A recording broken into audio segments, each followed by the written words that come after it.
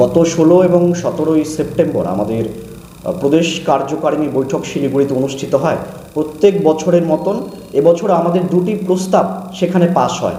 তো একটি রয়েছে আমাদের উত্তরবঙ্গ এবং বাংলার যে শিক্ষা ব্যবস্থা, সেই শিক্ষা ব্যবস্থার ওপর বাংলায় শিক্ষিত যে বাংলায় স্কুল যে কলেজগুলো রয়েছে সেই স্কুল কলেজগুলোতে নিয়মিত যে শিক্ষার যে ব্যবস্থা, সেই শিক্ষার ব্যবস্থা নেই এবং কোনো কোনো স্কুলে শিক্ষকের অভাব রয়েছে।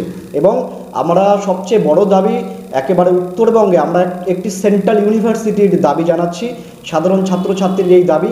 এই সব বিষয়কে কেন্দ্র করে এবং সামনের 20শে সেপ্টেম্বর আমাদের উত্তর দিনাজপুরের যে দাড়িভিট বা যে স্কুল, সেই স্কুলের বাংলা ভাষার শিক্ষকের জন্য রাজেশ এবং তাপস তারা লড়াই করে তাদেরকে বাংলার যে বর্তমান সরকার তারা তাকে খুন করে, তাদেরকে হত্যা করে।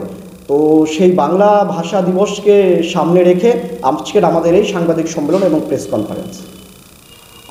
এই যে বাংলা ভাষা নিয়ে এই যে এত লড়াই, মানে এর পরবর্তী পদক্ষেপ কি হতে পারে?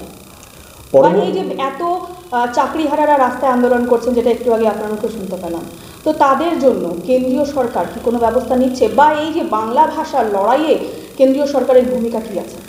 দেখুন, বাংলা ভাষার লড়াইয়ে পরবর্তী পদক্ষেপ একটাই, শিক্ষকরা এবং যারা রাস্তায় যারা রয়েছেন তারা এই সরকারকে দীর্ঘদিন যাবৎ তারা সহ্য করছেন, তাদের আর যে সহ্যের ক্ষমতা সেটি আর নেই। সামনে বিধানসভা নির্বাচন রয়েছে, এই বিধানসভা নির্বাচনে বাংলার যে বর্তমান সরকার, এই সরকারের বিসর্জন।